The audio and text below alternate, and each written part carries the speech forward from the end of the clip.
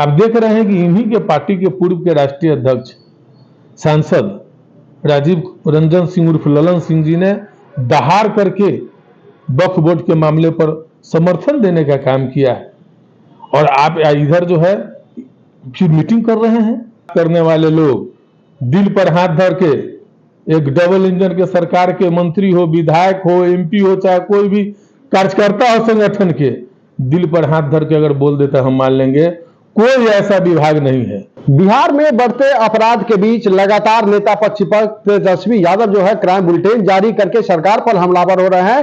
तो वही बात अगर मुजफ्फरपुर की कर ले तो लगातार मुजफ्फरपुर में अपराधियों द्वारा आपराधिक वारदात को अंजाम दिया जा रहा है। लगातार जो है लड़कियों के साथ अत्याचार का मामला जो है वह सामने आ रहा है, जिसके बाद बिहार सरकार के पूर्व मंत्री इजराइल मंसूरी भी सरकार पर हमलावर नजर आ रहे हैं। वही आपको बता दें कि वक्फ मामले को लेकर नीतीश कुमार की तुलना आरएसएस से कर दी है। पूरे मामले पर बातचीत करने के लिए बिहार सरकार के पूर्व मंत्री इजराइल मंसूरी जी हमारे साथ।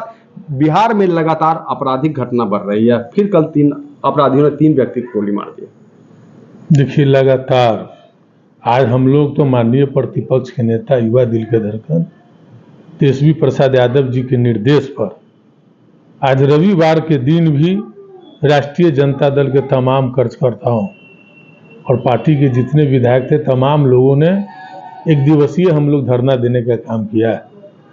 आयशा कुमारी मृतक जिनको बलात्कार करके हत्या कर दी गई, आज तक उसके दोषियों पर कार्रवाई नहीं की गई है। और लगातार आप देख रहे हैं सखरा में भी 4 साल के बच्चियों से बलात्कार की घटना हुई है। आज औराई थाना में भी बलात्कार की घटना हुई है।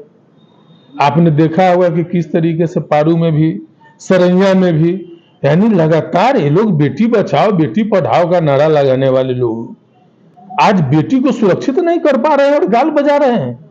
सब जगह देखिए हत्याएं हो रही है। मीनापुर में देखिए 3 लोगों की गोली मार दी गई। आज एक उसमें मृत भी हो गए हैं, दूसरे जीवन और मौत से जूझ रहे हैं।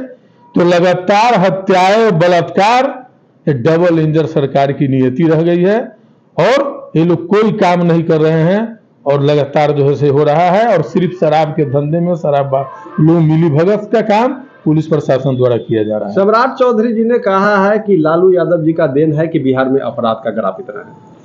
यानी लालू यादव जी इतने आज भी बिहार में इतने शक्तिशाली हैं, तो आप लोग को जनता 15 साल से क्यों ढो रही है माथा पर लेकर के? हम अगर उन्हीं की बात मान ले तो हम बिहार के सम्मानित जनता मतदाता से हम कहना चाहेंगे कि अब इन लोगों की बात सुनिए। जब 15 साल से आप गद्दी पर है, आप फिर भी आप विपक्ष की बात कर रहे हैं, तो इसका मतलब है कि आप कोई काम के नहीं है। इसलिए बिहार की जनता से हम कहना चाहेंगे कि अब की बार तेजस्वी सरकार है। लगातार सुशासन की बात की जा रही है, लेकिन सुशासन कहीं दिख नहीं रहा, अफसरशाही चरम पर है। सुशासन की बात करने वाले लोग दिल पर हाथ धर के एक डबल इंजन के सरकार के मंत्री हो, विधायक हो, एमपी हो, चाहे कोई भी कार्यकर्ता हो संगठन के, दिल पर हाथ धर के अगर बोल देता हम मान लेंगे। कोई ऐसा विभाग नहीं है, कोई ऐसा ऑफिस नहीं है जो बिना रिश्वत के काम होता है। बिना रिश्वत के एक साधारण काम भी नहीं होता है। ये जीरो टॉलरेंस की परिभाषा देने वाले लोग भ्रष्टाचार ही भ्रष्टाचार है। बिहार में बहार है और चारों तरफ अपराध और भ्रष्टाचार है। वक्फ बोर्ड मामले को लेकर आपने एक ट्वीट किया है जिसमें नीतीश कुमार की तुलना आरएसएस से आपने कर दिया। देखिए, जनता दल यू की जो स्टैंड रही है, चाहे कॉमन सिविल कोड के मामले में हो तब, एनआरसी के मामले में हो तब, सीएए के मामले में हो तब, चाहे अब वक्फ बोर्ड के मामले में हो तब, आप देख रहे हैं कि इन्हीं के पार्टी के पूर्व के राष्ट्रीय अध्यक्ष सांसद राजीव रंजन सिंह उर्फ ललन सिंह जी ने दहाड़ करके वक्फ बोर्ड के मामले पर समर्थन देने का काम किया है। और आप इधर जो है फिर मीटिंग कर रहे हैं, आप ठग रहे हैं। तो ये तो आरएसएस के लोग सेवा भी करते हैं और भिक्षांतकारी भी काम भी करते हैं। इनमें और जेडीयू में तो कोई अंतर नहीं रह गया। इस परिप्रेक्ष्य में हम लोगों ने बोलने का काम किया है। अब क्या लगता है आने वाले विधानसभा चुनाव में किस तरह से आप लोगों की तैयारी अब चल रही है? देखिए, आने वाले विधानसभा में बिहार में के लोग समझ चुके हैं कि इस राज्य का मुख्यमंत्री जी थक गए हैं। अब इनसे नहीं हो रहा है, अफसरशाही चरम सीमा पर है, सभी जगह अपराध भ्रष्टाचार है।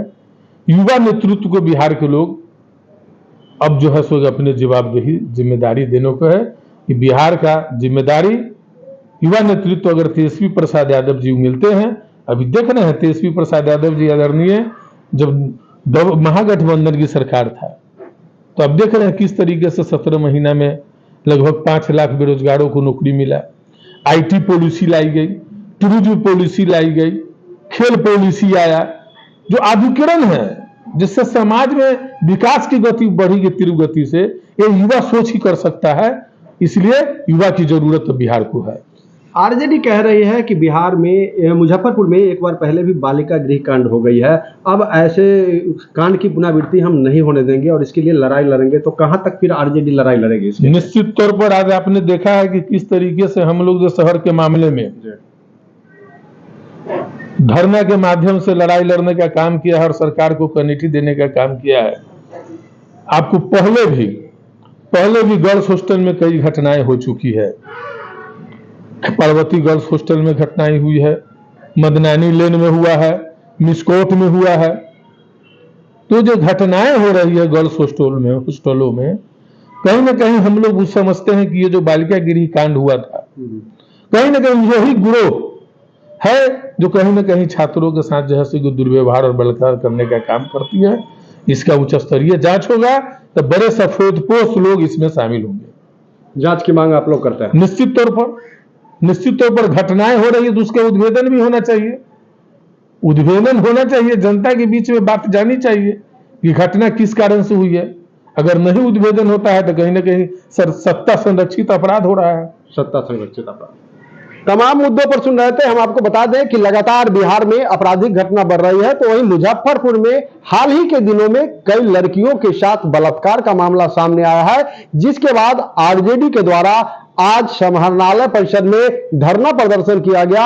वहीं साफ तौर पर कहा गया है कि मुजफ्फरपुर में एक बार पहले बालिका गृह कांड हो चुका है, अब दोबारा इसकी पुनरावृत्ति नहीं होने देंगे और अगर ऐसा सरकार करने की कोशिश करेंगे तो हम उनके मंसूबों को पूरी तरह से ध्वस्त करने के लिए सड़कों पर उतर जाएंगे। न्यूज़ फॉर नेशन के लिए मुजफ्फरपुर से मनभूषण शर्मा की रिपोर्ट।